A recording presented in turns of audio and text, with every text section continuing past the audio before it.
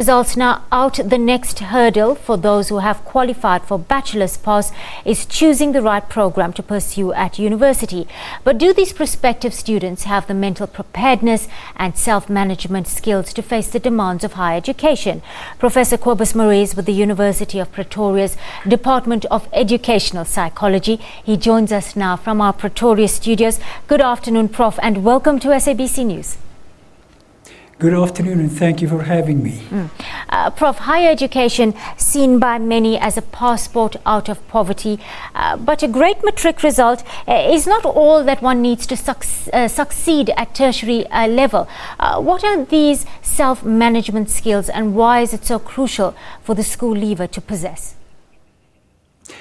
To begin with, and that's a very, very, very, very good question that you're asking. So to begin with, students have to realize that they are no longer at school. The big challenge now is to handle the loads, vast amounts of freedom that have all of a sudden fallen into their collective lap. So they need to develop an internal locus of control. Decide for yourself, why are you at university? Why are you studying? Are you there to please your parents, somebody else? Are you there to get a qualification? Are you there to do something that you really always wanted to do? Are you there because you want to become employable, find decent work, and make a difference in the lives of others? I stand or fall by the following. Every single student should have him or herself assessed by a career counselor prior to visiting the university or studying at a university. Make out for yourself, what is it that I really want to do? What are my major life themes? What are my interests? What are my capacities? And then go all out. Basic study orientation, study skills, study habits, and that old-fashioned important skill of shaking your head from left to right, standing in front of the mirror, practicing how to say no. When friends say we're going out to have a party, we're going out to do whatever, you have to shake your head and say, no, I'm here to study. I will have a balanced life, but I will study because that is the main reason why I am at university. But the stark reality, Prof, is that many students right now are also struggling, actually buckling under huge financial strain, as well as these orientation issues that you're mentioning. How do they best cope? You're absolutely right. Many students, my heart breaks for them, are struggling. And you know what, Krishni, people who who complain about students as protests should find out why the majority of them protest. I've seen many students actually squat in the corners of buildings. I've seen many students go without food for days, desperate to get an education. So let's be very, very patient.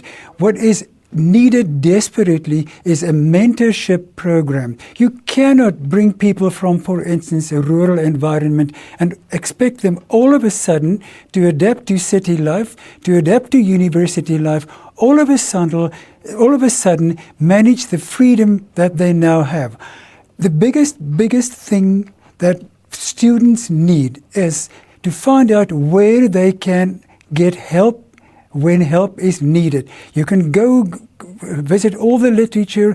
People are unanimous about the following. Students need help, and they need to find out where they can access the resources that will provide the help that they need. Every single university in this country should have a mentorship program that will guide students, especially during the first 12 months of being at university. Prof, registration process is underway at many of our tertiary institutions right now in the country as we speak. Let's talk about that complex and sometimes expensive application and registration process. Would you say that it has become somewhat of a barrier to entry for the less affluent? For example, when middle class learners apply to university, they have strong family, they have strong school support, they know that the grade 11 marks are crucial, and the earlier you apply, the better. better. They also have a great deal of connections who can help them write accomplished references, something that our township learners do not have access to, are not as technologically as savvy as our city learners. How do we best bridge this gap, do you think? You're absolutely right, and thank you for highlighting this very important issue. Seemingly, some universities are lagging behind. Seemingly, they don't understand that a person sitting in a small rural village without access to the internet simply cannot enroll online. Many parents are pleading for the online registration system to be scrapped. I'm not saying scrap the system, of course not. What I'm saying is take into account that large numbers of learners don't have access to the internet. Something else, Krishni, many students literally don't have the money to enroll at a university. The application fee is beyond them. They don't have the money. So let's spare a thought when next we get upset about student protests. There really are reasons why students complain. What universities need to do, again, Dr. Baden-Zamante said, let the students talk to me. And he's absolutely right. Let the students talk. Let's do a survey and find out from them what were the challenges that stood in your way of enrolling, applying at this university for whichever field of study. And I'm pretty sure the themes, the main reasons will emerge very loudly and very clearly. So let's find out from the students themselves. I've named a few, but the students will tell you exactly why they are struggling, how they're struggling, and when they're struggling. And then let's take the measures to prevent this from happening again and again and again. Thank you, Prof. We could go on chatting throughout the afternoon. We are unfortunately out of time. That was Professor Kobus Maree. He's with the University of Pretoria's Department of Education.